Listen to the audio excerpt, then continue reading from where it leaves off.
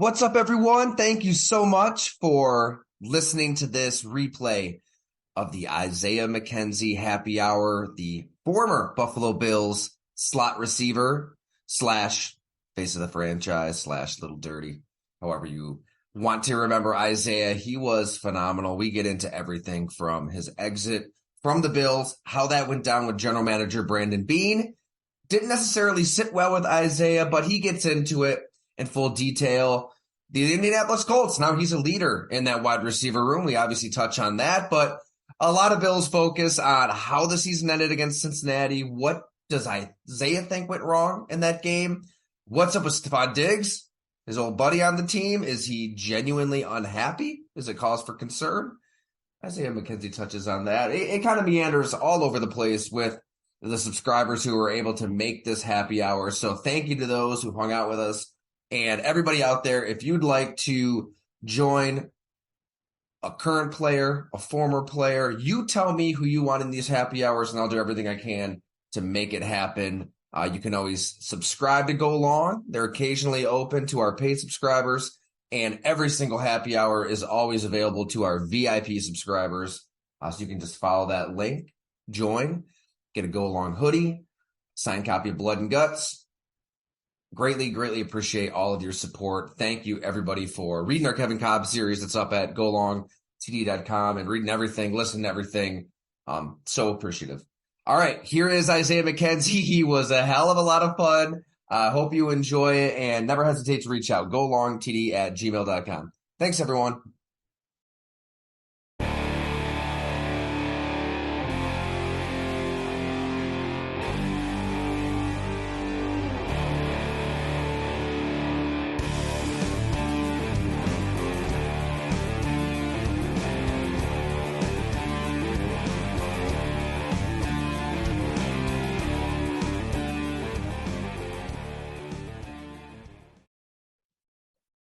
I mean, is it strange, though? Like, just start there, Isaiah, because you've been really the heart and soul of the team in a lot of ways on the field, but mostly off the field, whether it's the singing in the locker room, the show was such a riot with you. Everybody got to get a sense of your infectious personality there. But, I mean, Lil Dirty, face of the friend. It's hard for people, I think, to kind of wrap their minds around Isaiah McKenzie playing for another team. I know Ella and Sonny took it hard. I think a lot of the kids at these shows, they took it hard, Isaiah. But was it hard for you? Like, really? I mean, because you've been there here in Buffalo from the start. 2018, the 6-10 year. It's strange to see you playing for another team. Yeah, it feels weird. I feel like I'm like by myself, and when I was in Buffalo, I was like, I'm with the guys, and I feel like home. But like now, I feel like I'm spending the night at somebody's house, and that's how it feels in Indy. And but don't get me wrong, those guys in Indy, they're pretty cool, and I'm getting to learn the guys, the system, the way they move around the building and things like that. And I've been hanging out with some of the guys, and off the field, and they're pretty cool. But when you've been a part of Buffalo for so long and there from the rough times till now, all the good times, it is kind of different. It is different for me to just like say I don't care about Buffalo, because I do. I got much love for Buffalo, the team, organization, fans. And now I just got to, take my talents and, personality somewhere else. And I guess it's just a new start for me. But, I'm always happy for Buffalo no matter what. But it is bittersweet. Because you said if you won the Super Bowl, you're hanging them up. Retirement didn't cross your mind at all, did it? Like, was that an option? No, it didn't cross my mind. I was like, it didn't cross my mind. I was just sorry. That was Kimberly. Oh, hey. It didn't cross my mind. It was just more of like, okay, what's next? Where am I going to go next? And I was like, regardless of where I'm at, I'm just had to make the best of the opportunity. I knew I was going to take a 1-year deal and, go from there and see what I do from there. Who knows? Maybe I take this 1-year deal and I'm back in Buffalo. Who knows? But well, I mean, Chris kind of got the party started, at the right spot there. But like, what was the process like? So the season ends, and we'll probably talk about that game too. But just was there a conversation with the Bills? did you get the sense like early on, okay, they're going in a different direction here? Like what did they kind of say to you after the year down those lines? Well, really nothing. It was more of talking to my agent, and my agent was informing me on what they said about me in the combines. Like, hey, we want the guy here. He's a glue guy. He's good in the locker room. He does it. He's been productive for these past few years and stuff like that. So, and in my eyes, I was like, well, I guess I'm staying in Buffalo, and I had a 2-year deal. So I was like, okay. And then March 15th was like the deadline for the next what is this, the season? What is this again? Yeah, the new league year. League year, and probably like late February, beginning of March, that's when my agent started calling me a little more like, okay, well, hey, look, Buffalo City Keeping there's nothing to talk about. And then towards the middle, probably like March 10th and things like that, and then I saw the signing with Deonte Harty. And I saw that signing, and I was like, I didn't want to say the words, but I was like, what the? And I'm like, so what does that mean for me? I kind of like, we're similar. And when I saw that, I was mad. I forgot where I was, but I was pissed. Like I was livid. So I called my agent. I was like, look, they just made this move, and I'm assuming like, that's my time's up. So I said, hey, listen, just call them and ask them what the deal is. Like, what is this about? And so he did make a call, and they said, hey, look, we just basically they went a different direction. And I was like, okay, well, cool. And then Beane was trying to trade me, and he said, hey, before I cut you, I'm gonna try to trade you and things like that. And I was like, okay, cool, whatever you can do, basically talking to my agent. And then Brian Daboll was at the Giants, so I guess he was trying to get something done over there or somewhere else. I don't know. But other than that, it wasn't like I hated him for it. It was more, okay, well, this is what you said at the combine, and then this pops up. Now I'm like, whoa, what was that? Like, where did that come from? Like, you could have informed me, and then I could have just like, okay, well, but at the end of the day, there's no hate. It's like, it is what it is. It's a business at the end of the day, and I get it. Some things are gonna happen that I can't control, or I won't even know about until it happens. So it's like, it is what it is. But you're not a first year player on the fringes of the roster. You've been there since 18. I don't know. I'm obviously I skew pretty player friendly here. I feel like if anybody deserves authenticity and honesty in such a delicate part of the NFL calendar, right? When your future's up in the air, a lot of guys' future's up in the air, but if anybody deserves to be shot straight, it's Isaiah McKenzie. So I can see why you'd be pissed when you're hearing one thing and actions reflect another. Yeah, like you said, it was, I should be shot straight because I shot with them straight. Like, hey, look, like, don't get me wrong. Like, everything they did for me and what I can give to them these past, 5 years was, was good. I told I was talking to somebody. I was like, look, it was fair, fun, and fulfilling for me, being in Buffalo. And when I mean fair, I'm talking about, they gave me a fair shot, to be a returner. They gave me a fair shot to be a slot receiver there.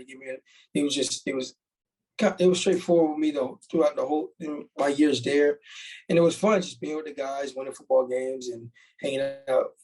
Part of the organization, fan base, and things like that. And then fulfilling because I was in one spot for a while, and it's not a lot of guys that can say they were in the league and on one team for a long time. And I felt like that was very fulfilling for me because at any point I could have been bounced around, going off of when I got drafted or my rookie year wasn't that good. And I found a team that, stuck with me throughout the whole time. But, at that point, like you said, like this off season, like I'm thinking, okay, well, whatever happens, and I'm going to deal with it.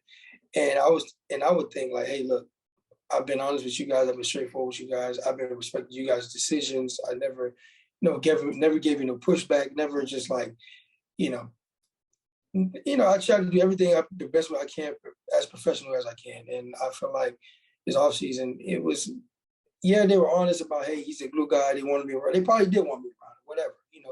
He probably had a meeting after that. It's like, oh, look, maybe we should go somewhere else with this. This is not working with Isaiah, blah, blah, blah. Okay, well, just to let me know that. And then, okay, it is what it is. But other than that, like, it's not really a big deal to me. Like, it happened, but it is some, a sense of like, okay, look, I should be shot straight. Like you said, I should be shot straight because I shoot with them straight. And these past few years, I've been giving them nothing but, the raw me. And, so. Perfectly said. I mean, and Deonte Harty, he's a really good player. So I get teams challenging themselves to try to get better at certain spots. I get that. I know I know he's a really good player because I watched him. But I didn't understand. I really didn't understand what got me, right? What got me was when I started, and he's younger. I think he's like 25, going on 26. So, I mean, they probably had something to do. But when I seen 2 years for $13 million, I'm like, whoa. It was, yeah. Agent did a good job there. Western New York native there. I'm like, whoa, I'm sitting here, I'm taking pennies. Like, I'm taking like the bare minimum. And so, and me being the like person I am, like, I don't really talk about people's money. I don't care about people's money. I worry about my own. But when that happened, I'm like, okay, let me do some research. All right, so I'm going looking at stats, and I'm going to look. Okay, he's a great returner and whatnot. I probably returned only one season and things like that. And then I go to receiver stats, and I'm like, okay, well, he had one good season, and I look at my season. I look at my career. I'm like, I've been productive every year. In my whole career, I got 17 touchdowns. Now, I don't know what he has, but I know he doesn't have 17. And I know he hasn't. I've shown you guys that I can do, I can score touchdowns, I can make plays and whatnot. And I don't know what he did. But like I said, he's a good player. He's a good returner and whatnot. And I've watched him on film. Great. I don't know what type of guy he is, but from what I see, yeah, he's gonna do well. You know what I'm saying? But it was just more of like looking at me and looking at him. I'm like, well, what's really the difference? You know what I'm saying? Why we got to go somewhere else when I'm right here? And that's where it kind of like, okay, well, all right, well, I guess my time's up. And that was kind of hard, kind of like a little heartbreak. You know what I'm saying? Like, I see, like, okay, well, I can understand the age. I can understand, I don't know, you want to go a different route. But the amount of money you gave him, damn, shit, let me get something or something. Well, I mean, we talked a lot about it on the show, too, and I promise I'll shut up. I know folks are going to have some questions here, but, a lot changed on offense, new coordinator, some different personnel, but it seemed like you were an easy target, an easy scapegoat. Like, did you feel that way? Like, it seemed, a drop here, drop there. But as you kind of pointed out on the show, like, you were open a lot. I guess my question would be, how do you think you did in the slot yourself when you look back at this past season? In the slot, okay, to be completely honest, I would say if I were to grade myself, it'd probably be, I'll give it a C plus maybe, right? And that being said, only because, like, okay, well, yes, I've been in the system for a while, but being a starter and trying to be as consistent as possible and things like that, and getting, just used to being there every single play and doing my job like at a high level every single play. Just, I wouldn't say I was the most consistent.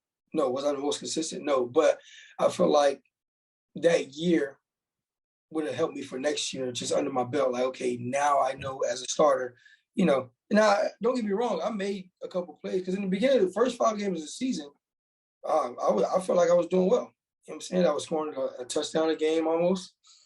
And then getting a concussion. Got a concussion. When I got the concussion, you know what I'm saying? I came back. The Chiefs game, I probably shouldn't have came back that game. I probably should have took time off. And that was a bad game for me. And I admit it 100%. And I also just felt like, it wasn't the same offense from when Beasley was there, when I was there. It was more Isaiah, take the top off, be a decoy. We'll get you, get you in where you fit in. And I was like, okay, well, that ain't really working for me. You know what I'm saying? Because I'm just clearing the top. I'm just taking the top off for Gabe. or, you know what I'm saying, every now and then you'll throw a ball deep here and there, but I'm not really getting this ball like Cole Beasley was. You know, I'm not really running the option routes. I'm not really running the return routes. I'm not really running read routes. I'm not really running the plays that you guys had for Cole Beasley. And I understand, yeah, we're probably two different guys. You know what I'm saying? Cole is quick, you know, very lateral and things like that, and I'm more vertical and all that stuff. But I felt like I could do those things, but I never got the opportunity. I probably got a chance here and there, but it was just like, okay, well, you know, that ain't enough. You know, because, you know, you just got to let your guy go through the, you know, their hiccups. And I feel like for me, like I said, it would be a C plus. I wasn't the most consistent, but I feel like as things went on, I would get better. You know, and as, you know, if we were to call the plays a little differently and not try to take shots every single time or try to clear it out for me and try to give me the ball different ways, you know what I'm saying, underneath, over the top, behind, in the back, like, it works. Like, it worked in years past, you know, like, but, you know, I can't say it's Buffalo's fault. You know what I'm saying? I mean, some of it's mine, some of it's play call, some of it's a little bit of everybody's, you know, but I feel like I was the guy that was going to get, you know, bounced around, if anything, like you said, the scapegoat. Like, you know, they felt like, oh, I can do this with Isaiah and he's going to accept it because that's the type of guy I am. I'm going to accept, you know what I'm saying? Like, okay, well, you going to pinch me? Okay, I got to accept that. Or you going to not play me this game? Okay, I got to accept that. Okay, you want me to go out there and do this? Okay, I got to accept that. Like, it's just, I've been accepting, you know, whatever they tell me to do. And they felt like, okay, well, look, he won't mind. So let's just get him out of here. You know, don't you understand what playing wide receiver entails, Isaiah? You need to demand the ball 10 times a game, like Sammy Watkins did once upon a time. You gotta have a little diva sprinkled in there, a little. Yeah, I feel like that's not me. You know, I'm not the diva type. I'm not the type to say, hey, you know what I'm saying, I'm better than this person. Like, I just do my job, and then, like, whatever they see or whatever they don't see, then it's like, okay, well, do what you want with it. You know, I'm not gonna sit here and, you know, try to beg you to give me more money or beg you to give me the ball, beg you to, you know, start running these type of plays or beg you to, I don't know. You know, I'm not really a beggar. It's just I'm going to do what it is and whatever. Because you took a lot less money to stay last year. You touched on it a little bit last year. It was substantial, I'm guessing, to stay in Buffalo with that 2-year deal this time last year. Yeah. Yeah, it was that last year and the year before that. You know what I'm saying? Right. And the year before that. So but that's what I'm saying. I had so much loyalty to Buffalo, and you know, I just, you know, it didn't work out. No, the two offenses. Like, it's so true though. It just seemed like Daboll's offense. It was, I mean, rhythmic. A lot of stuff underneath. One play setting up the next play. It felt like, you know, you're taking your layups, and the play calling was just so spot on, but that slot position was so central to, like, the passing game basically being the running game in a lot of ways. And it just wasn't there this past year. So you just weren't even asked to run those option routes, you said. No. It just really wasn't called. No, when they did run them, it was more Steph. And I was like, okay, well, all right. So, like, and that was the thing. It was more of like, okay, I'm stepping in this role, this slot role. Am I gonna get, like, everything that the slot gets, or are you gonna move me here and, like, move somebody to the slot and let them do it or whatnot? And it was like, okay, well, and I saw what happened. Like, they started putting Steph at the slot and let him run the option routes. Like, number 3, run him option routes. I said, yeah, you go clear it out with speed, and then, like, you know, and I was like, all right, well, I'm gonna just do my job, you know, and get it when I can and whatever. So, you know. Anybody has any questions, please. Yeah, I was just gonna say, Isaiah, yeah, thanks for doing this. You know, it's great, you know, doing the show during the season with Ty. And I just also wanted to say that, yeah, I think obviously you're a great team player. You touched on that, whether it was, you know, running over the middle or returning punts or running it or throwing it or playing cornerback at the end of a game or something. So I just want to, as a Bills fan, I just wanted to say thank you for and you've mentioned it before, you basically had the longest tenure with Josh too, going back to 2018. So just wanted to say thank you. And I guess one question I had is, the whole kind of wide receiver core, there was like Gabe and, he had the ankle and, you had the concussion, you guys were fighting through a lot of things. And then Josh, hurt his arm in that Jets game. Did you kind of see maybe a difference after the Jets game with Josh and recovering from his arm? I mean, the NFL, the windows are so tight, with you guys getting open and Josh having to fit it in, any quarterback in the NFL having to fit it into a tight window. Did you notice anything like maybe second half of the season where it was a little bit harder for Josh to find you, maybe because of the arm or different, and the offensive line obviously had issues as well, but yeah, I guess that'd be my question. But yeah, thanks so much for all you did as a Bill. I appreciate it, brother. As far as Josh, I didn't see no different. He was throwing the ball, and he was just doing his job. I don't think it was. I don't know. To be honest, he didn't say anything about the elbow. Like we understand what happened, but like he didn't complain. He just went out there and played football. And he's a tough guy. Josh is tough. Love Josh and things like that. He was just doing what he could, and I don't know. That's hard because there's a lot of things. I'm saying whether it's play calling, wrong routes, drop footballs, not running the ball, Josh, making mistakes or anybody, stuff happens, and I feel like these past few seasons with Buffalo, like things just happen, whether it's 13 seconds, losing the AFC Championship, going against the Bengals and it's snowing, it's terrible. Like losing to the Jags in 2000, what was it, 2020? Was that 2020? Or 20?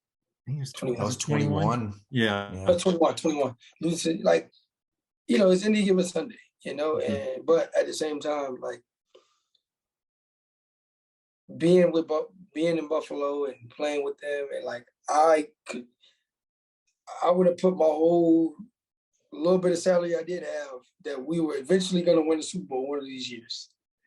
And that's why I was so loyal to Buffalo, because I knew, first of all, I've grown with them, and it's a great chance, like an amazing chance that Buffalo can go to the Super Bowl, and I even think they even have a chance this year again.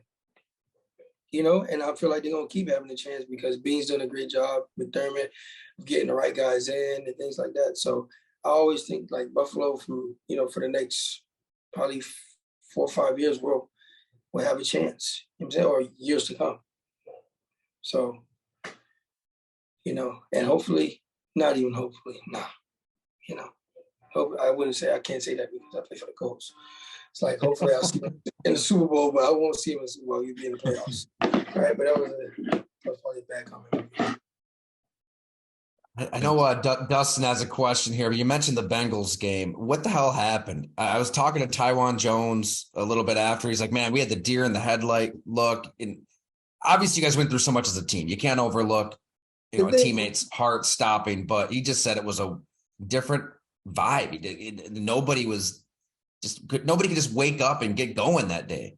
I'll tell you this. That snow had a lot to do with it. And the reason being because come on, let's be real. We all know Buffalo, our run game wasn't the best run game. Like our run game was passes underneath and let's get Cole Beasley or me or whatever 5 yards, 10 yards, and let's work with that. Right? And then hey, we'll hand it to Singletary every now and then, make a big run and whatnot. But we didn't have a run game.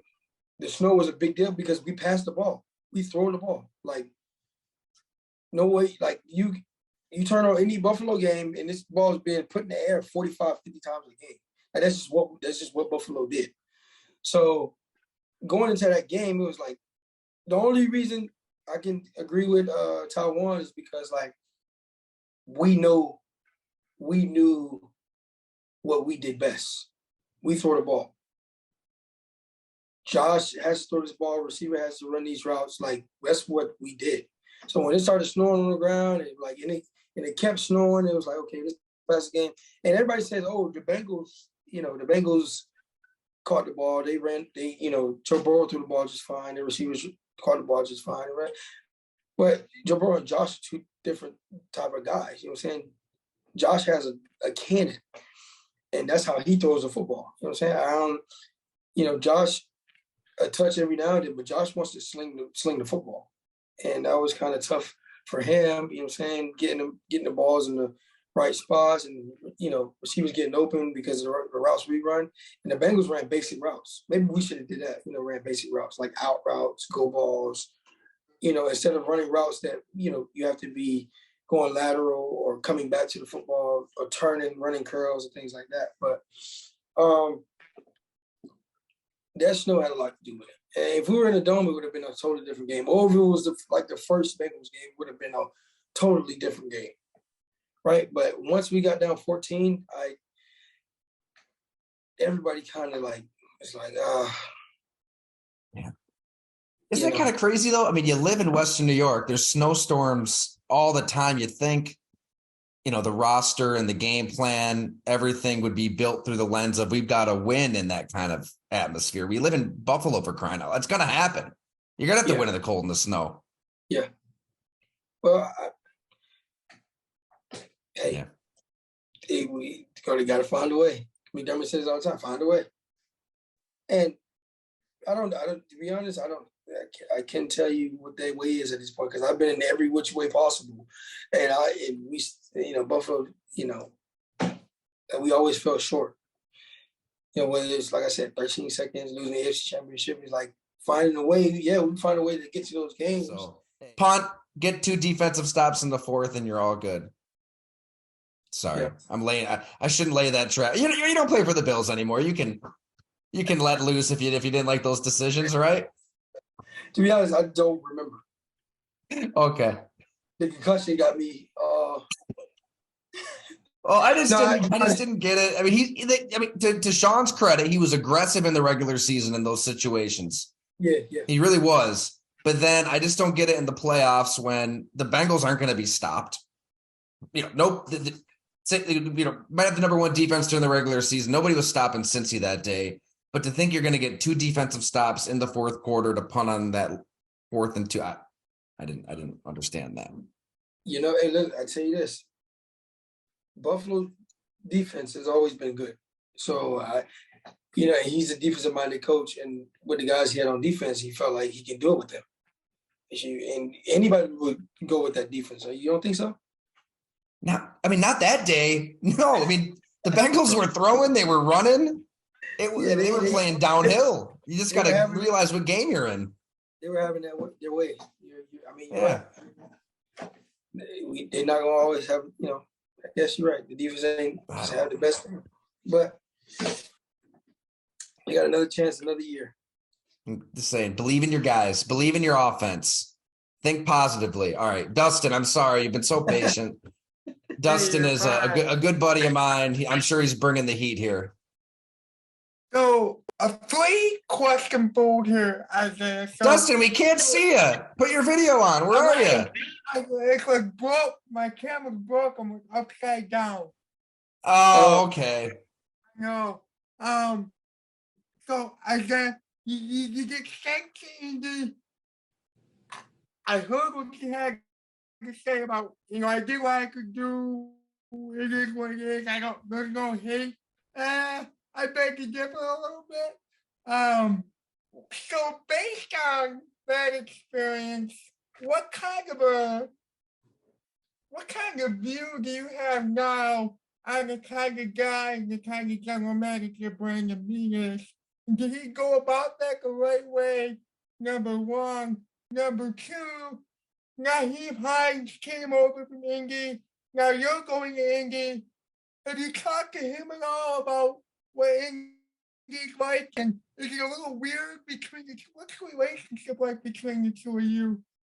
And the last piece there is, in the playoffs when you're looking at the Bengals, and supposedly there's this whole thing now between Josh Allen and Stephon Diggs. What's your view on that? Do you think there's any issues off the field, or do you think it's all competition? To answer your first question, Beane. Now, Beane's a great guy. Beane's awesome. I love Beane. You know what I'm saying? Like, no hate, for the situation that happened. You could have been, how would I say, like, control better. Like, hey, like, just being straight up with me, of course. You know what I'm saying? But, like I said, like you said, like, I know it's tough to say it is what it is, but it is what it is, But it's no hate towards Beane or the Buffalo Bills. Like, I understand. And, at this point, I just got to respect what they did instead of just dwell on it. Number two, Nyheim Hines. I didn't really talk to Nyheim much in Buffalo. I mean, we did, meetings and stuff like that, but I didn't really hang out with him much. But he seemed like a great guy. And from what, when I was there with him, he was a great guy. I didn't talk to him much about Indy now that I'm here, but I'm pretty sure when I see him, whenever that is, when I see him or talk to him, he probably ask me how it is. I'll tell him how it's going and things like that. But for the most part, we haven't really communicated that much. And the last one was the Bengals game with Stephon Diggs and Josh. Steph is just a competitor. So, he's going to – if he ain't getting the ball, he's going to ask for it, and things ain't going the right way, he's going to check the situation, and you can't do nothing but respect him for it. And as far as Josh, they're both, big-time competitors. They're both, like, one of the, best guys in the league. Steph is top 5 in the league and a receiver, and Josh is top 5 in the league and quarterback. So, like, with them two, it's more of, like, they're both competitors. They both want to win, but Steph shows it more. Josh is more, like, more quiet about it until it's time to be vocal. But I feel like there's no tension between the two. It is what it is. But I feel like next season they're just going to get back to work and be the best of friends. Do you think the majority of the offense likes Dorsey? Or do you think, they prefer Daboll? Like, where do you think people, the team lies? And who would you say are like your boys on offense, and who's like your boys on defense that you like hang out with, like who you're tight with? I feel like everybody loves Dorsey. I love Dorsey. You know what I'm saying? And that last year, was it his best coaching year? Like, some people would say no. Some people would say, hey, look, he's going to get better. And for me, I feel like, hey, he was doing, what he was trying to do. He was trying to win football games, take shots and things like that. Like, that's the way Dorsey plays football, and, like, you got to respect it, his style of coaching. Now, will he learn from last season and grow from that and say, hey, look, what should I get better at? And is he going to get better at it? I think so. And, everything's going to work out for Dorsey. I love Dorsey, like I said. Daboll was a little different, like he had some time with Josh where from 2018 till 2 years ago, he had time with Josh and he understood what needed to be done, when it came to – he understood the offense's weaknesses and strengths. And I felt like he used those things and stats or whatever it may be, analytics, and he really applied it to the game. You know what I'm saying? For years, we didn't have a run game. So guess what? He threw the ball to Beasley, gave me a jet sweep to make up for the run game we didn't have and things like that. And he didn't take many shots. He was like, hey, look, I'm going to give you to put the ball in my playmakers' hands. They're going to run for it and things like that. And Dorsey is more of like a shot guy. He's going to take his shots. Dorsey loves his shots, whether it's a drink or on the football field. He's going to take his shots, right? So, but you got to respect him for it. You got to love him for it. Like, that's his style of coaching. And, there was nothing wrong with it. You know what I'm saying? Maybe it got us in trouble sometimes. Maybe it was a little too much. But I feel like he can, with those shot decisions he makes, next year, he's probably going to make less, choices like that and more to the short game and things like that. So I feel like he's going to grow from last year. He's going to be a better coach this year than he was last year. And like I said, I love Dorsey. I love Dave's, two different style of coaching. But I feel like Dave's is on the road right now. You know, he understands, and I feel like Dorsey will get to that level, and you know, he's just gonna learn and grow. And as far as the other question, my guys on offense and defense, I feel like the whole locker room was my guys. You know, like there was no like hate for no one. I talked to everyone in the locker room. I joked with everyone in the locker room. So there was not one guy I didn't joke with, or I didn't talk to, or just shoot a shot with. So I just feel like the whole locker room was my guys, and they're still my guys. I got invited to the Micah High charity event. I didn't go. I really wanted to go, but I ended up staying home. But I feel like that would have been awesome to hang around the guys and just have a little fun. That's good to hear about Dorsey. You make me feel a lot better about the upcoming season. Your restaurant, how involved are you in that? Like, are you there like a lot of the times, or like if I was to pop in, like what are the odds that I would see you there? Like 50-50, like 25%? I would say, yeah, it might be 50-50. You might, what I'm saying? It's a 50-50 chance because, to be honest, now, I mean, OTAs, I don't show up much. I just show up for the weekend, and I'm really here just for my fiance to hang out with her. She works in the restaurant every day, so you'll see her in there every day. And she's, out there busting her ass, doing everything she can for the restaurant. And I just show up. I pop in every now and then, but I let her control it, and then she'll come home and tell me everything about it.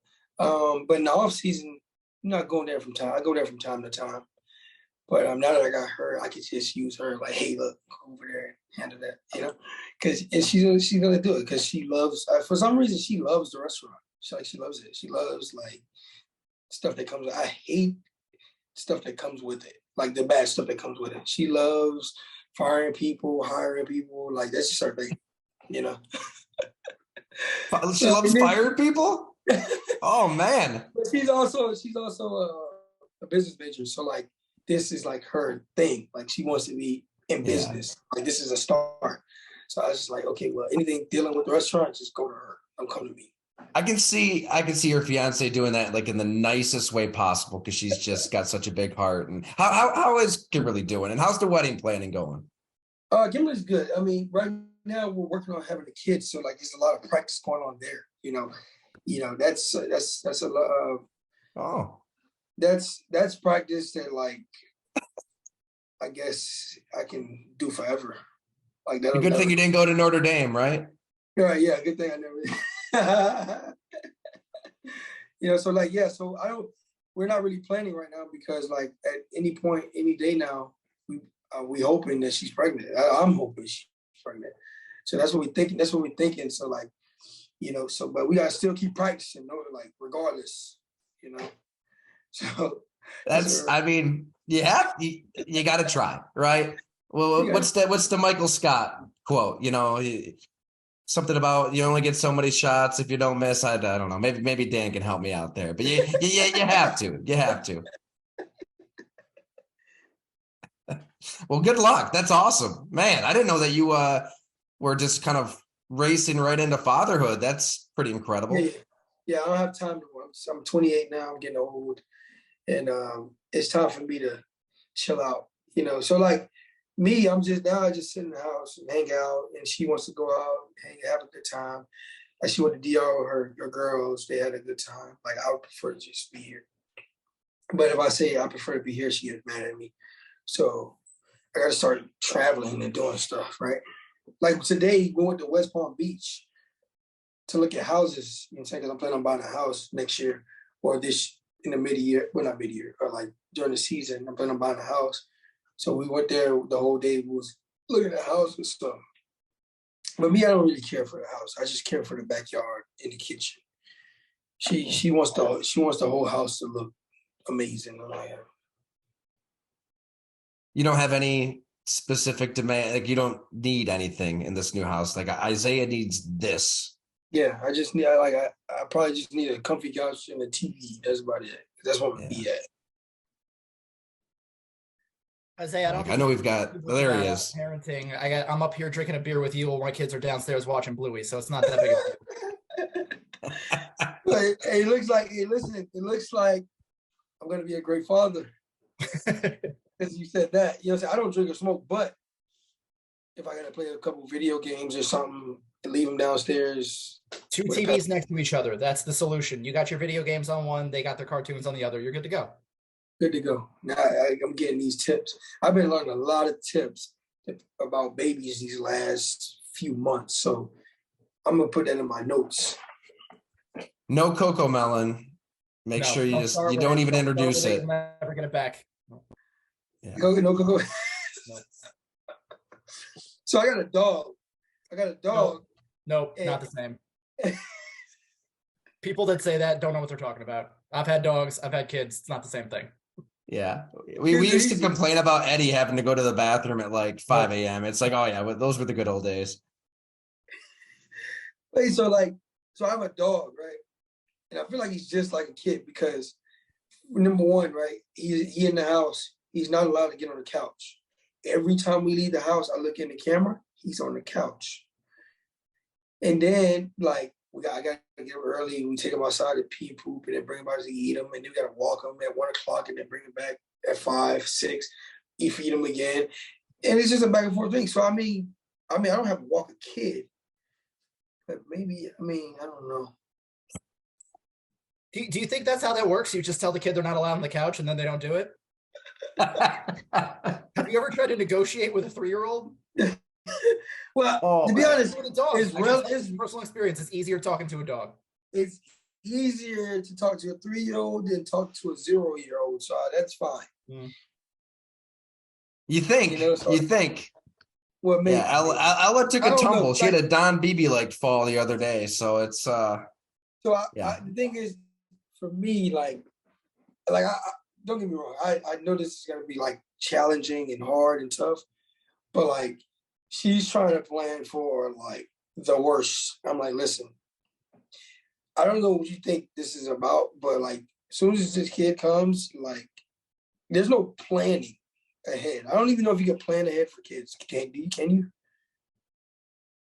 No, it's survive in advance. You're right. You just because you don't know what you don't know. You just go in at first.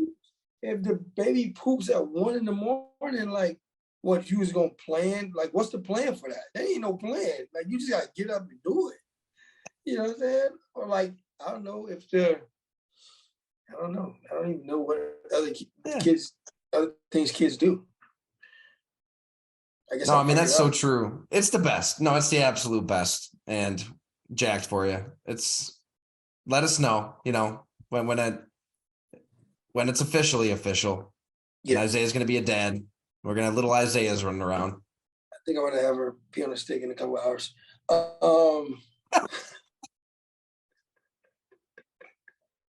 So Indianapolis.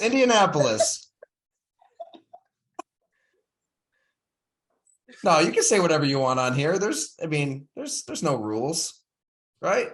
Just let it rip. No rules. But yeah, the Colts. How excited are you? Away from that terrible comment, if you want, I'll save you on that one. I ran away from the kids today because I wanted to come up here and just say thank you for everything you did for the Bills and everything you put into being a Bill and being a member of the Buffalo community.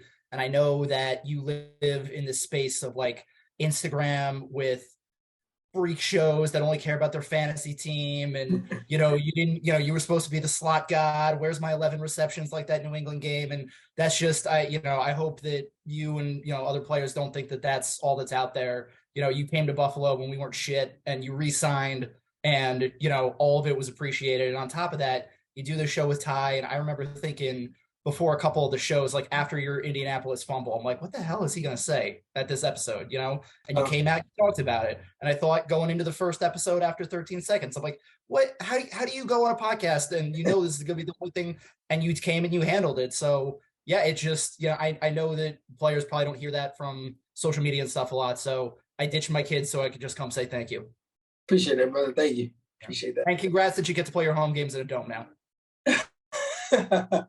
I guess you're a fan of domes, huh? Not so much myself, but I know you are. Yeah, I am. it should be fun. You know what I'm saying? And so far, Indy's been cool. I haven't been around the city much or things like that, just in the building. It's been pretty cool. Shane Steichen's a pretty good coach. I got to get familiar with all the other coaches, Jim Bob and all those guys. But other than that, it's been pretty good so far. Past 3 weeks. You were tight with Zach Moss when he was a Bill, right? You got to be psyched to get back with him. Yeah, I see him every day. Zach is very simple. So it's kind of hard to talk smack or get to him. And plus, he's having a kid, so his wife probably stressing him out. And then he got to come to me, and I'm stressing him out. So it's just I'm going to just leave him be for right now till he has the kid. But yeah, I love Zach, though. Zach's cool. Zach's awesome. So we'll see. Yeah, Isaiah Hodgins was telling me there was that day last year where you three were kind of sitting around, right? And it's Zach's leaving and your buddy Isaiah was leaving, and now you're leaving. Yeah. But it's got to be good to have a familiar face, like Dan said. Oh, for sure. But me, I kind of wherever I'm at, that's where I'm sticking. So if I got to go in here and change the culture and the guys and start making the guys hang out outside, that's what I'm gonna do. You know what I'm saying? I'm gonna be the glue guy. I'm the guy that's gonna be the extrovert. That's what you said. That's the word, right? Absolutely. I seen a bunch of nods. Nobody said nothing. Yes, you're right. Hey, have you seen Anthony Richardson much? I don't know if you've been able to catch him. No. So he comes this week coming up. Next week. This week coming up. Yeah. So yeah, I got to talk to him, and I got to groom him like I groom Josh. So that might be I got to start all over again. I was going to say, what I in was his ear. You got the bunch of parallels. You're going to a team. You're the veteran now. You've done this before. You went to a team with a brand new coach, with a rookie freak athlete quarterback. Uh-huh.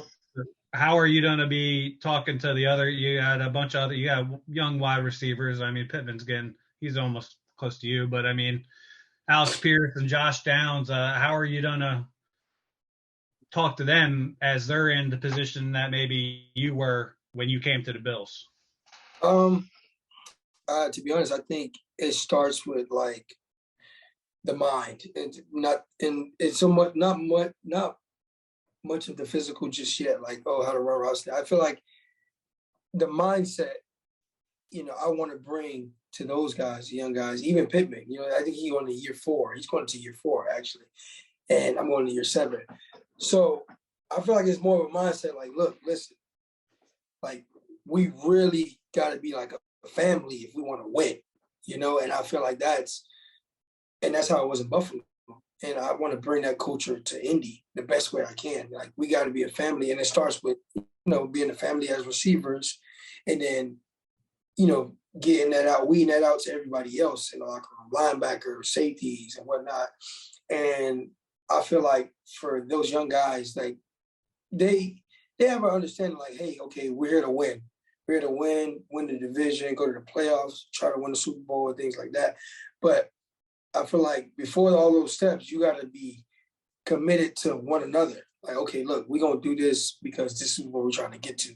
And I feel like that's how, like I said, that's how it was in Buffalo. We're going to hang out outside the building. We're going to hang out in the locker room. We're going to make sure we're on time. We're going to make sure we're doing everything we can at practice.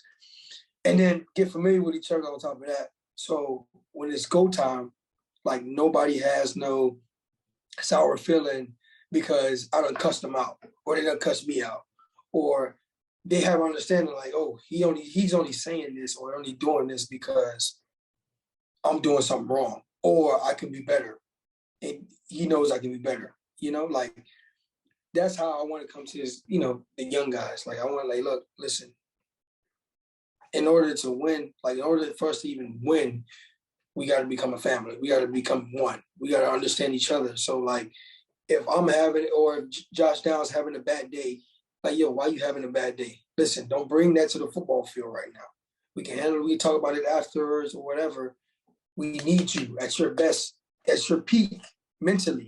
So physically, you can get the job done. And that's how it was. Like I said, that's how it was. I can't not refer to Buffalo because that's how it was in Buffalo. You know what I'm saying? I can go to many times where Gabe was having a bad week, and we was in the receiver room, and Chad Hall said something about it, like in front of all the receivers, and Gabe didn't look at it. Like, why are you putting my business out there? He looked at it as, okay, I got to get out of this funk because everybody around me needs me, and that's just one. I can go many. I can say it about me. I can say it about Steph. I can say it about Jake Kumar. I can say it about Isaiah Hodgins. I can say it even about Chad. Like, we all had our moments where it was like, okay, well, something mentally is going on and physically you're not there, and we need you to be there. And I feel like that's where it starts. That's where it starts before any practice field, any film. It starts with the mental and us becoming a family as a receiver group, and then getting it out to everybody in the locker room, like, hey, we got to stick together. So when we step on this field and I curse you out, you know why I'm cursing you out? Because I know you could be better. You know what I'm saying? And I know we have an understanding, like, you shouldn't bring anything negative to this football field. I love that. Great stuff. I mean, you guys had those relationships in that room where I feel like it's not like that on every team, where you can be real and raw and in your face and fix the shit that needs to be fixed. Yeah, it is. You think, because you got some rooms, you got guys with egos, you got guys that don't put their pride to the side. They wouldn't. And like I said, I can't stop referring to Buffalo, but in Buffalo, everybody put their pride to the side when they walked in the door. Everybody put their egos down, like, hey, nobody's bigger than, hey, you know who the guys are on the team. You know, Steph, Vaughn, Josh. Like, those are the guys. And they didn't even act like that. They ain't act like they were the guy. They just came in, like, you felt their presence. They're going to dress how they dress. But, like, there was never any, like, oh, I get paid more than you, so I'm not doing this, or I'm not saying this, I'm not listening to you. And, like, there was none of that. It was more like, okay, we in this together. Like, no matter how much we get paid, we trying to win. I don't give a damn how much money I got. We trying to win. And it was understood. So that's why it worked out. And other teams, like you said, on other teams, it's not like that. You got this guy over here think he should be playing over this guy. You got this guy over here showing up late. You got this guy over here. He comfortable because he already got the money. You got the coach, he only coaching a certain amount of guys. It's all type of stuff that be going on in locker rooms. And I'm lucky enough to be a part of that locker room for a couple of years. And that was really something I took from Buffalo and much more. And I want to bring to this team, and the young guys, and even in the locker room. Down those lines, though, Isaiah, should we read into Stephon Diggs' stuff this offseason at all, the tweets? And no, he seemed pretty unhappy after the game. Is he just kind of messing with people, or is he genuinely a little upset about something? Steph's just out there speaking his mind, and, like, you just gotta he's a free bird. You just gotta let him talk. Like, just let him, like, ramble. Like, it's Steph. Like, I will say this, right? With Steph, like, I respect Steph. You gotta respect Steph, because when he steps in between those lines, it's not like he's not doing his job. He's doing his job, and whatever he's saying, that's what he's doing, right? And but when it comes to, like, tweets and him talking and him yelling, or Josh or whatever, coach, whatever it may be, it's just Steph trying to get it out. He's just getting it out. Like, it's just like, my fiance told me this. Well, Kimberly told me this. She was like, sometimes I just want you to just listen. I'm just talking. I don't even want you to say nothing. You know what I'm saying? That's how you got to treat stuff. Like, you got to just let them talk, right? And then, like, but I will say, we in Buffalo, we let them talk. But we also say, hey, look, you can't say that because this, you can't. We will also not let him talk too much. Like, look, you can't be saying that because, bro, I seen you do this and they did this. It's like, we correct him on some things. But for the most part, like, he's 80, 90% of the time, he's probably right. The other 10%, he could probably be tripping, right? And that's where you got to stop him right there. Hey, look, we not letting you say this. We not letting you do this. We not letting you, no. We can't even allow that. No, you can't do that.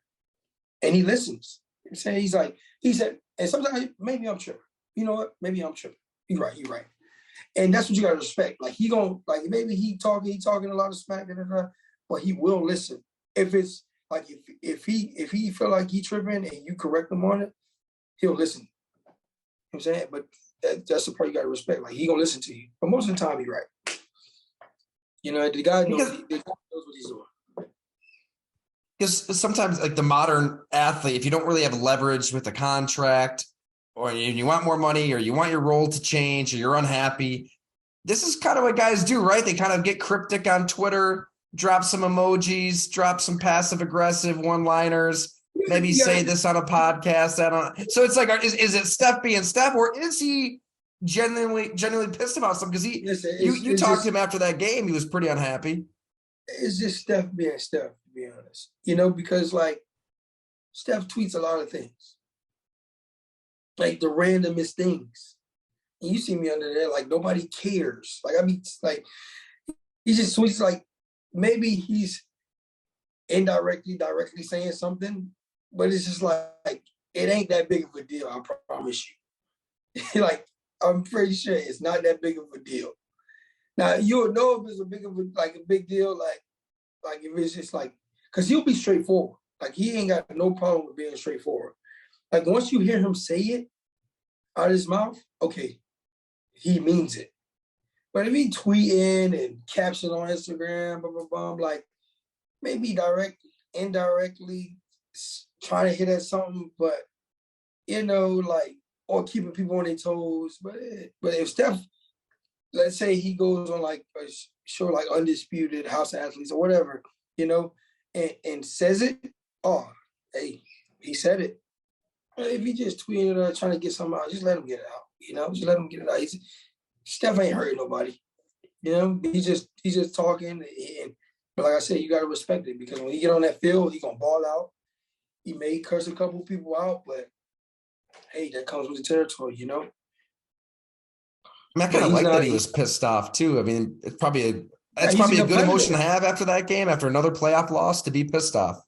He's a competitor, and I like I said, you gotta respect him for it. He's a competitor, you know, but he's never gonna be that guy, that cancer, you know. And I feel like he's grown into that, because when he first got to Buffalo, man, he was a little. We didn't know him, you know. We didn't really know him. You gotta really get to know the guy, but he did perform well. So, you know, like you gotta put up with it until you get to know him. And then once I got to know him the last 3 years, you know, great guy, great athlete.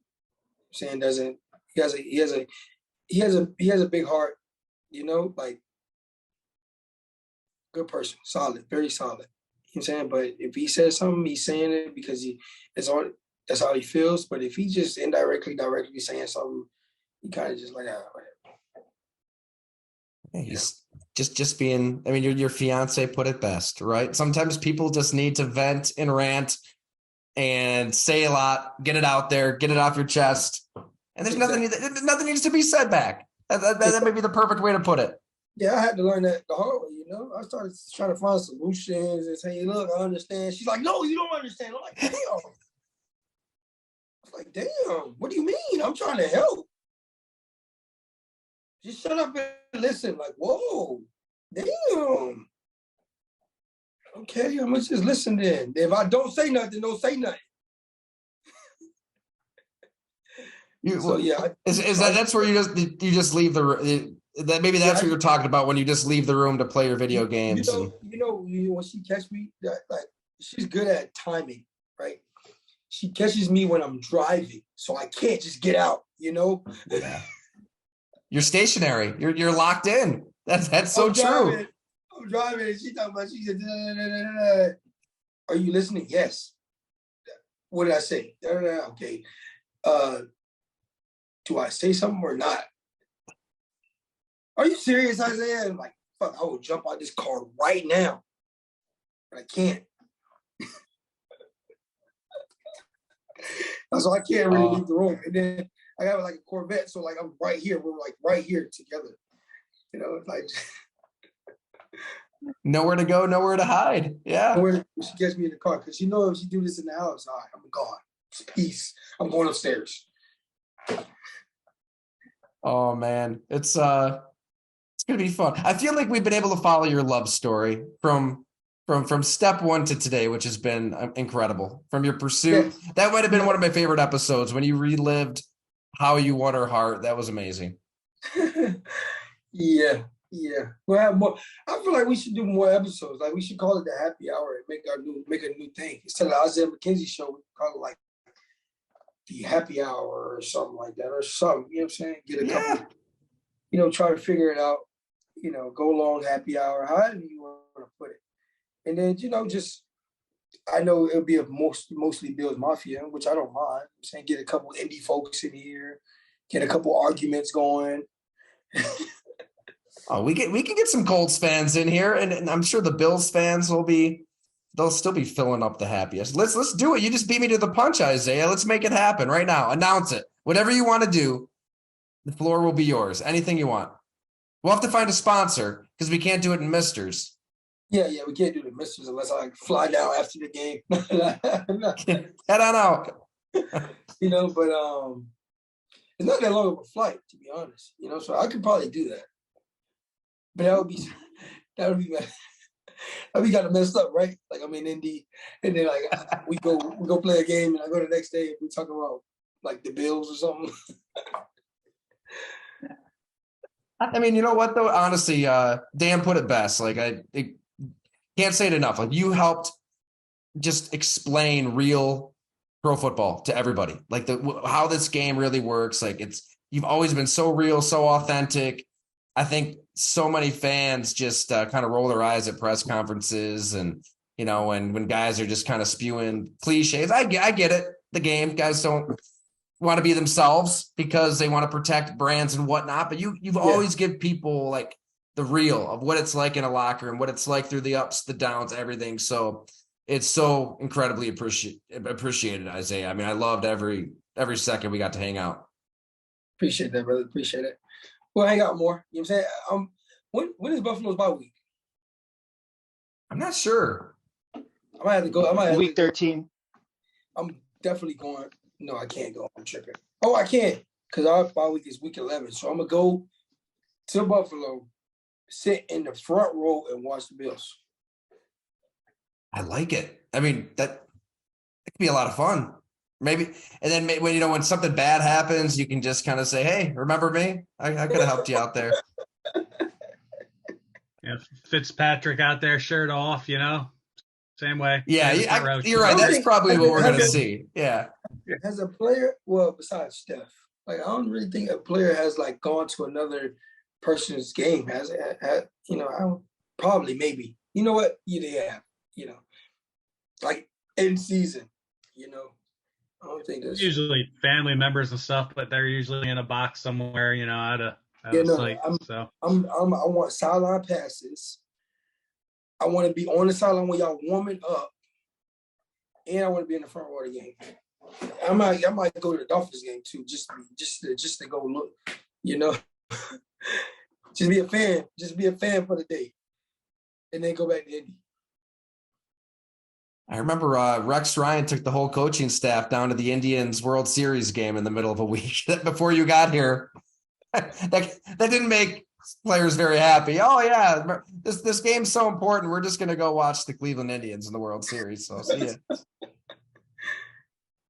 No, man. Awesome. Well, Isaiah, you are a legend. Thank you so much for everything. And honestly, really, let's keep this going if you want, because I think people love hearing anything you have to say all the time. Appreciate it. Yeah, we're gonna keep it going. We gotta figure it. We're gonna figure it out, and we're gonna get it rolling. You know what I'm saying? Be the next Pat McAfee show. Better. We'll make it better than McAfee and Rodgers. We'll take it up a notch. We can make it better. We definitely can make it better. You know what I'm saying? Now I'm in India. I gotta promote that. Exactly. Awesome. Well, hey, everybody, thanks for hanging out. This was awesome. We'll throw it up on the site, on the podcast, all that good stuff.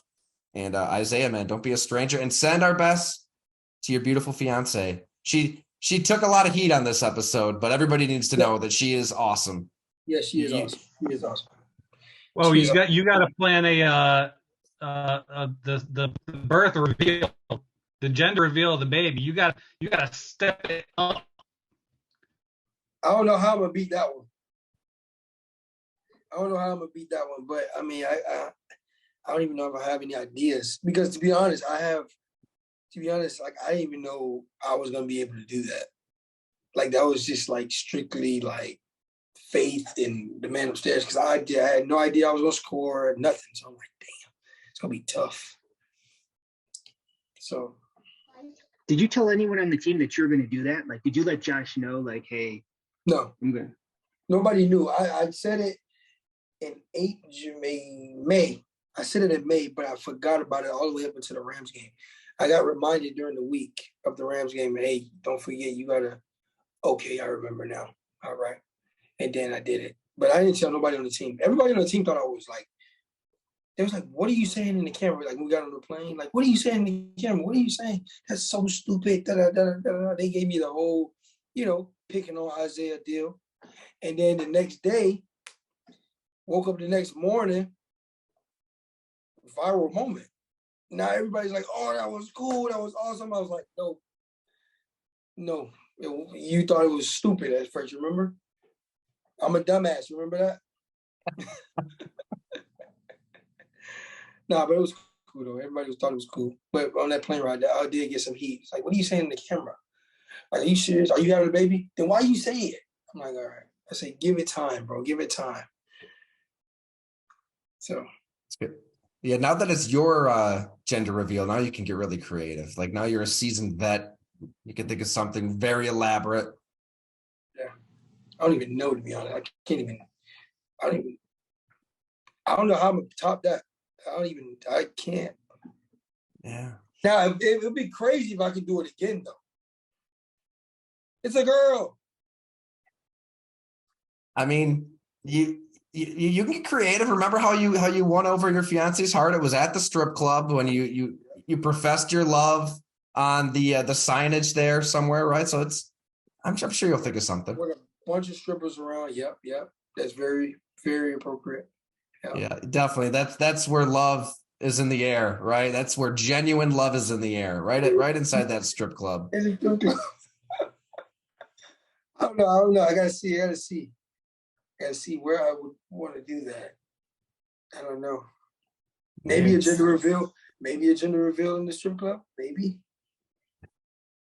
Sam Horn pulled a cell phone out of the pylon once when we scored a TD. You could pull Joe Horn, blue or pink, something out of the. Hey, that might not be a bad idea. You might be on to something. So I would have to put you'd get fined, but it'd be worth it. Yeah, I'd put a pink rag and a blue rag. Yeah, it might not be bad. Or pull it out of your shoulder pad or something. Well, we'll get Stevie Johnson on one of these, and maybe you guys can brainstorm together because I mean, he was Why So Serious. He was ahead of his time with a lot of this stuff. Yeah. And I'll tell you this, Stevie Johnson was ahead of his time with running routes too. Because a lot of guys that are running routes right now, the way they run routes, he was running that way before. It's so true, man. He was talking about that. Nobody was doing what he did before him. Just kind of creating on the fly, just creating space, all of that.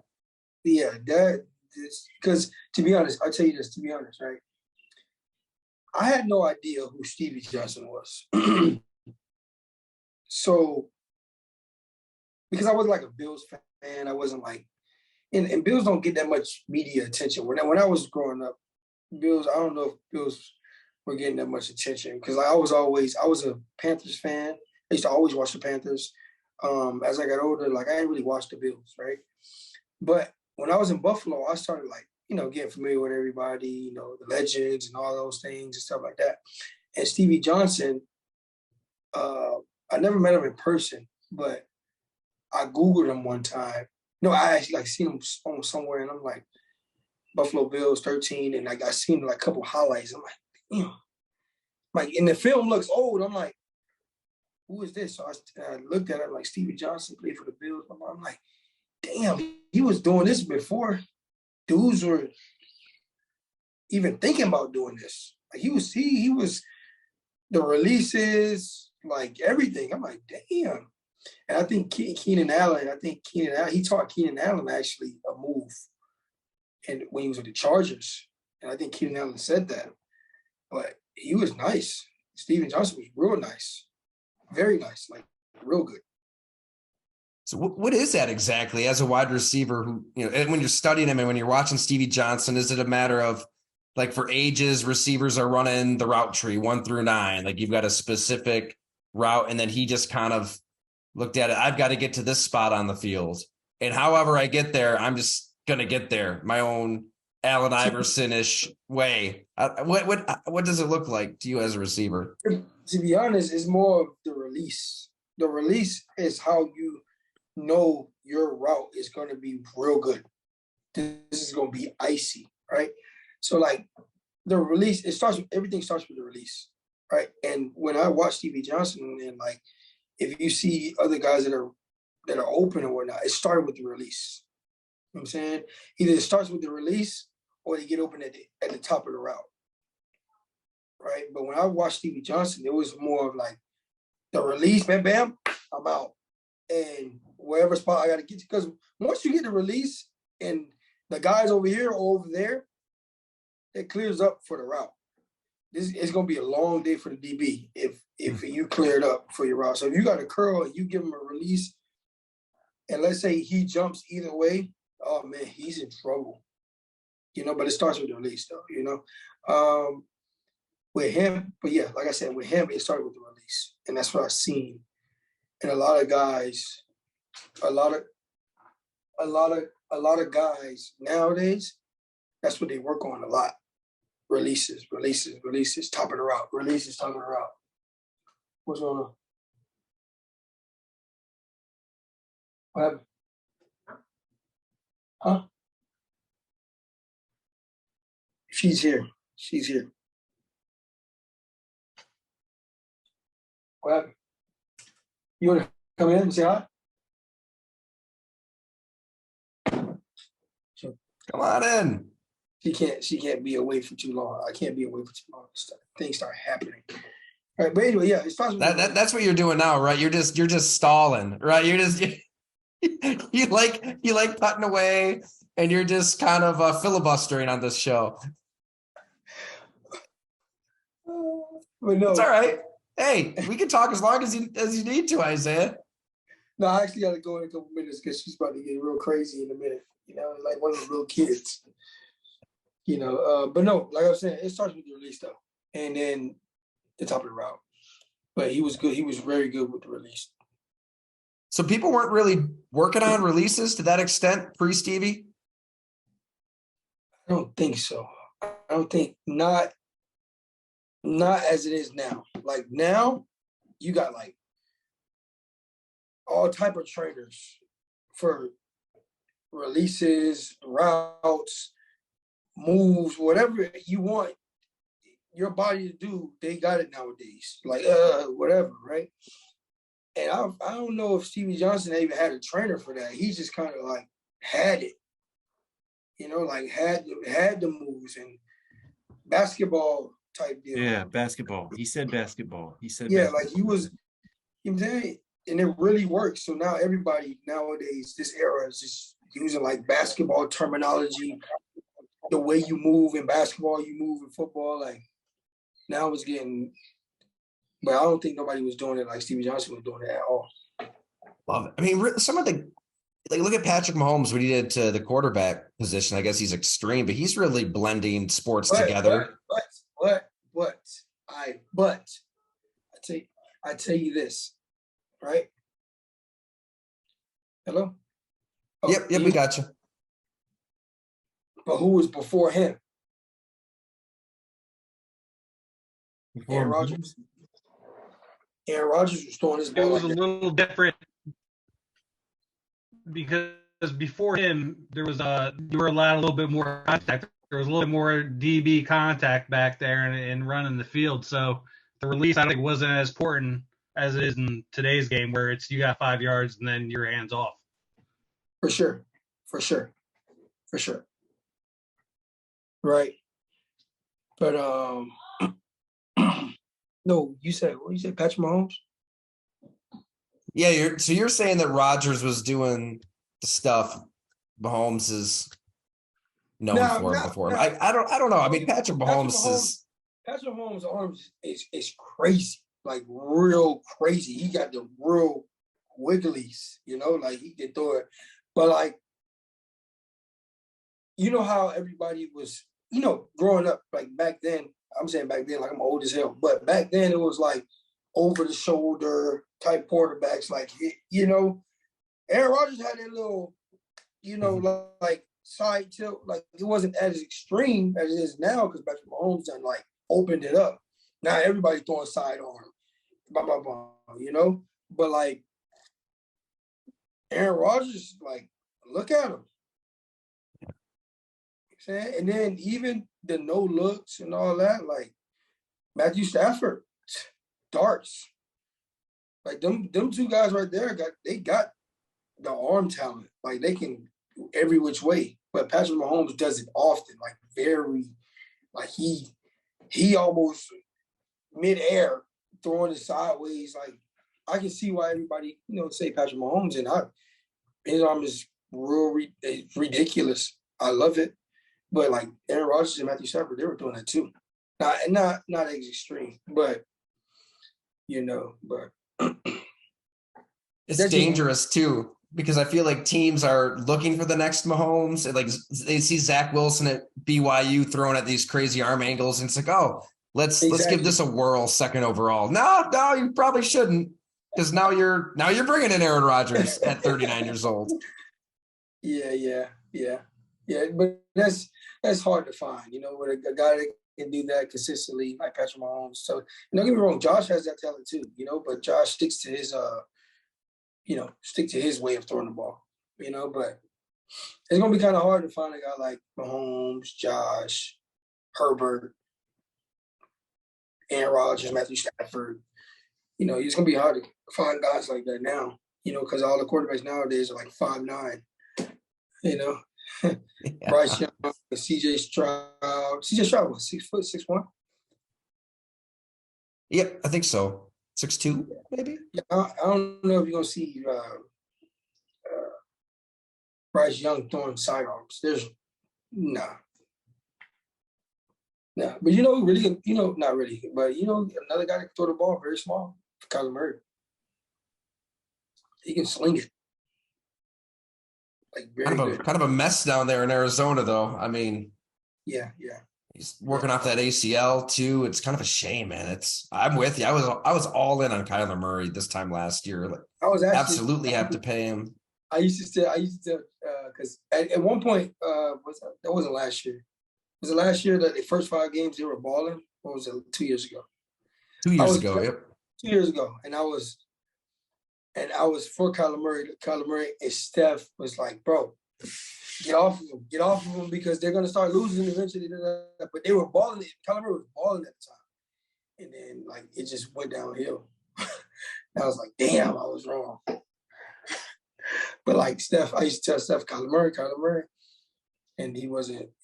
Not that he wasn't sold. It was more of like, you think he gonna go to the playoffs and go to the Super Bowl? I was like, he's looking good right now.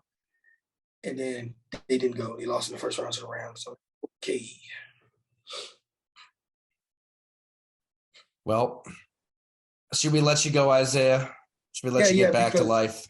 Because you about to get real crazy. She's going to come in here. What are you doing? You wasted all this time. And then you guys don't have to hear it. I got to hear it, right? Well, let her know that this is going to be a regular occurrence very soon. So, baby or no baby, this is happening in 2023. Don't let there be a baby. She gonna bust through the room. Hey, hang up right now. That's what she gonna tell me. Well, I think that maybe we do it while you're in the middle of the baby madness, right? It could be a fatherhood / football show during the birth. Well, you want to live stream the birth? I figured we'd probably go extreme with it, but happy hour in the hospital. I can see it now. Happy hour, baby's birth. I'm gonna turn the camera, and we're gonna watch the birth. I'm gonna grab the baby. Everybody's gonna be sharing with the beer, in their hand because it's gonna be more than 6 people when we start doing this often, right? It's gonna be like 100. Oh yeah. And then I'm gonna turn the camera. We all going to look at the baby's birth. We all gonna say push on 3, push, and you know. Isaiah, this is Isaiah. Can you hear me? This is Amy Redmond. Thank you so much for doing this. I just wanted to give you a little advice. Please don't do that. I'm so glad we have Amy on here. We need your perspective. Happy wife, happy life, Isaiah. Remember those words. Yeah. You know what? I learned that too. I learned that one too.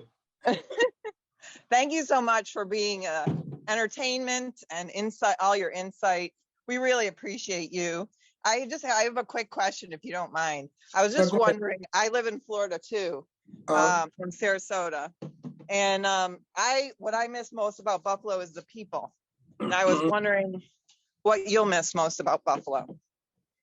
To be honest, the whole deal, the locker room, the nights out, the people for sure, you know, and just, it felt like home, you know, it felt like a second home, you know, and I didn't mind at all being in Buffalo. Like a lot of people would, you know, dread Buffalo, to be honest. A lot of people would dread Buffalo, but I didn't dread it not one bit. Like it felt like home to me. Like the weather was a little, I wouldn't say a little, it was a lot. But like, but I still loved it. You know, it was homey, very welcoming, and it was a pretty awesome 5 years being in Buffalo. So I'm gonna say people, locker room, players, you know, especially the stadium atmosphere. So yeah. Well, thank you for everything you've done for the city, and thank you for continuing to do this. That's really great of you. No problem. Thank you. Okay. All right, Tyler, listen, I'm out because she's on the phone. I think she's on the phone with the cops. So, you know how this goes. Isaiah McKenzie did something. No, I did not. Well, you could do what you did at age 9 or 10 when the prank you pulled on your grandmother. Just pretend you're dead, and then when the cops and everybody show up, you just kind of rise from the dead. So you can always got that one in the back pocket. Always got it in the back pocket. I can't wait to use it again. No, that was awesome, Isaiah. Thanks so much, man. We'll see you soon. Talk to you soon, and everybody who popped on, this was great. Thank you so much for all the awesome questions. Appreciate y'all. Yeah, Thank you, Isaiah. Appreciate it. Yeah.